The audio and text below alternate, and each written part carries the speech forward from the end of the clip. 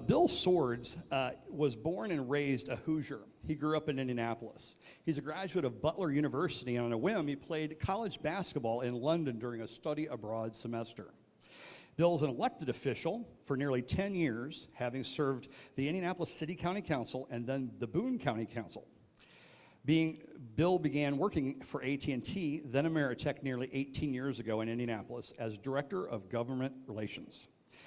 After 7 years in Indianapolis, 2 years in Chicago, 5 years in Denver, Bill and his family have returned to the Hoosier State in 2013 after being named president of AT&T for Indiana.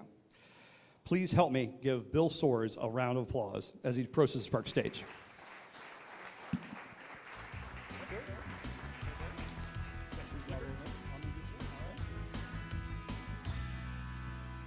Hey, good evening.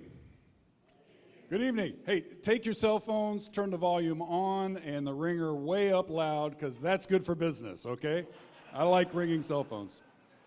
I'm going to talk a little bit about the network evolution and what that means in my world. I have to, by being an AT&T employee, pay mandatory homage to our good friend Alexander Graham Bell, or AGB as we call him in the tribe. Mr. Bell was an entrepreneur. You might know he was born in 1847 in Edinburgh, Scotland, and he had a passion for helping people. He spent his entire life working on devices as an inventor that worked on speech and hearing. They say frequently that necessity is the mother of invention. His mother and his wife were completely deaf. And in fact, his father and his brother and Alexander, the whole family business was about creating and inventing new ways to help the women in their lives be able to communicate with others. The first US patent for the telephone, 1876. And so what did this lead to? This fascinating network, the technology called time division multiplexing, but we all know it as yesteryear's telephone network. Copper wires, telephone poles all across America. It actually took over 100 years for 98% of Americans to get traditional telephone service in their house. We still haven't reached 100% of Americans, but it's taken a very, very long time, thousands of people that have been employed by this industry, and it really empowered two-way voice communication. That was it. You pick it up on one end, you talk on the other end. How many of you remember party lines? Nobody, there are people in this room who remember. You didn't know Alexander Graham Bell.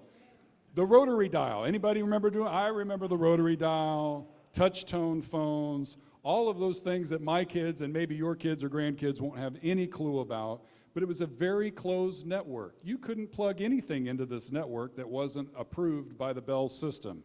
But we were very kind to tell you that we would be happy to sell you any telephone color you wanted as long as it was black, right? That's right. This is the network we all live in today, a fascinating network that's powered by Internet Protocol, IP technology.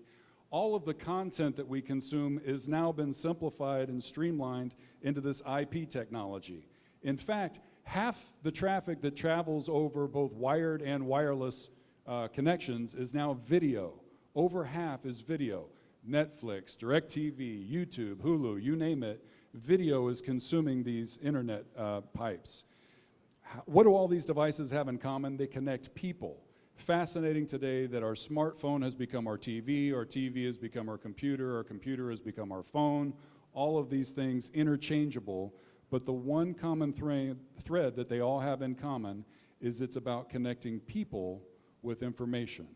People with information. And again, for the first time in history, half of this traffic is now over wires and about half over wireless. And so let's fast forward to where the network is going tomorrow. It's the Internet of Things. IoT is connecting the whole world. Almost completely wireless. The wired network is still there, but you see it even less.